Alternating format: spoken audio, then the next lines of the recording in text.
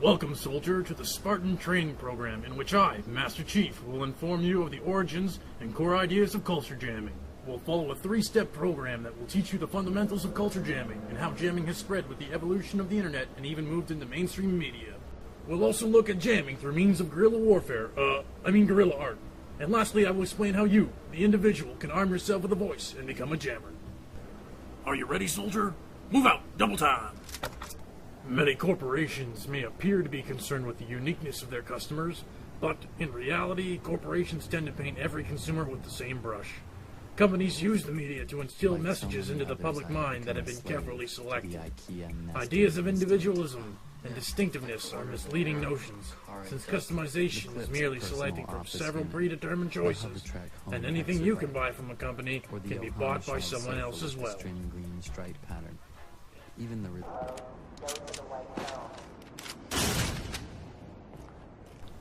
The term culture jamming was first coined by the band Negativland on their JamCon 1984 album, referring to billboard alteration and other forms of media sabotage. Its definition has grown to describe a process or movement that is aimed at radically changing the meanings created by corporate speech and retaking our individuality from a capitalist society whose priorities lie solely within the economy. Repeated instances of the re-articulation of corporate ideas transforms the legitimacy and so-called good intentions of corporations in the eyes of the consumer. McDonald's, Starbucks, Nike, and countless other corporate giants have been significantly affected, losing both public approval and, more importantly, consumers. Corporations don't like it when consumers think outside the box, and much prefer their customers to remain inside the comfort of its walls. In the past, it was difficult to cross the boundary of personal expression without being drowned out by corporations and media giants.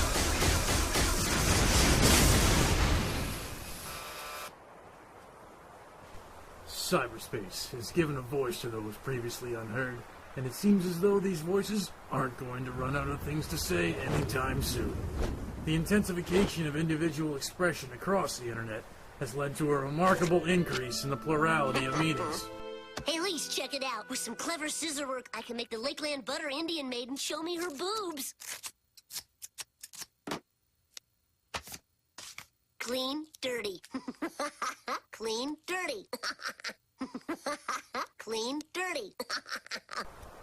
This homemade meaning-making has obliterated what the media has fought so hard to establish. Essentially, anyone can take anything they want and turn it into something else that perpetuates new meanings. Cool! Look what Snap's doing to Pop while Crackle watches. The internet is the ideal place for people to appropriate easily without censorship. It is a realm of resistance, an alternative communication medium that is free from the control of both state and corporations. An immeasurable amount of uncontrolled content production has skyrocketed the amount of cultural appropriation and domination of cultural icons. Flash me! With the production of new media, amateur video has branched out to the masses online with ever-popular personal expression websites such as YouTube. Brad, where'd you go? Just taking a shower, Ange. Haven't had one all week. The popularity of amateur video is growing exponentially, and a growing portion of amateur video web directors are using their newfound voice to culture jam. But why are corporations so against the voice of the individual? Maybe it's because these voices have the power to raise corporate issues that are kept out of polished public relations speeches. Environmental issues, child labor and human exploitation, obesity and health issues, and the driving of small businesses into bankruptcy are all issues that culture jammers bring to the foreground. Many goals of culture jammers focus on turning up the volume on these major issues that corporations would like to suppress, while other jammers simply think that it's time we express ourselves through our own means, instead of amassing products to do it for us.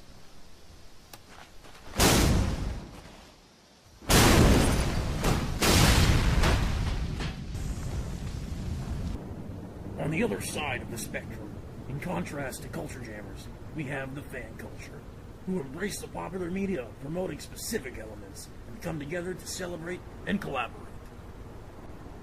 Fan culture represents the sheep to the corporate shepherd. Star Trek fandom had evolved from a loose association of nerds with skin problems into a full-blown religion. And Scotty beamed them to the Klingon ship, where they would be no tribble at all. All power to the engines. Fan culture is ideal for large corporations who gather information from it in order to resell more products and ideas. And so the Trekkies were executed in the manner most befitting virgins. He's dead, Jim. He's dead, Jim. He's dead, Jim.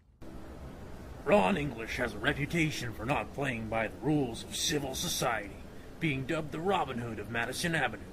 His formative work in billboard subvertising, or changing advertising, was extremely significant in establishing the culture jamming movement. English roamed the streets with a bucket of glue and a set of rollers. With the help of a few collaborators, he plastered his original work in broad daylight on billboards he didn't own, changing meaning in a matter of minutes. He posted his work on over 1,000 billboards. Now, 10 years later, he sells his paintings for as much as $30,000. All of his paintings focus on large corporations with the incorporation of famous works of art. Shepard Fairey launched his career with a series of street posters and stickers. His intent is to stimulate curiosity, forcing people to question the campaign, since people are not used to seeing ads and propaganda for which there is no apparent motive. Culture jamming isn't restricted to the shadows of guerrilla art. It isn't something that is hidden deep within the internet. It can be found in mainstream media as well. Primetime television shows such as South Park, Family Guy, and Futurama express many instances of culture jamming. One machine. I am an automaton nuclear neo-human android. You may call me Anna. I am a robot ninja from the planet England who is here to destroy you and free this land from your tyranny. It's time for a quick recap of what we've discussed in our culture jamming training session, followed by 700 push-ups. Culture jamming's main medium is the internet. It is largely expressed in the form of amateur online video. Many of these online amateur videos created for entertainment purposes gain enormous popularity, which then in turn creates an altered sense of the original content. I work at Burger King making flavor Whoppers. I wear paper hats. Would you like an apple pie with that? Would you like an apple pie with that? Ding, pies are done. Ding, pies are done. Ding, pies are done. Ding, pies are done. Although this is jamming's most popular form, there are those who have turned cultural appropriation into a profession. Strong political opinions and a critical stance of the corporate world are the defining elements of guerrilla art. It is meant not only to expose corporate agendas and government propaganda, but also to enlighten the public and present citizens with the knowledge to make informed decisions and quite possibly even change consuming habits. Culture jamming is the consumer's response to corporate constraints within a capitalist society. This activist movement of images is an attempt to expose problems associated with corporations and open the eyes of the public in the hope of change. By using the anonymity of the internet, we can bypass the defenses of corporations and surpass the boundaries that they have hired the media to create for society. We're not your job. You're not how much money you have in the bank. You're not the car you drive. You're not the contents of your wallet.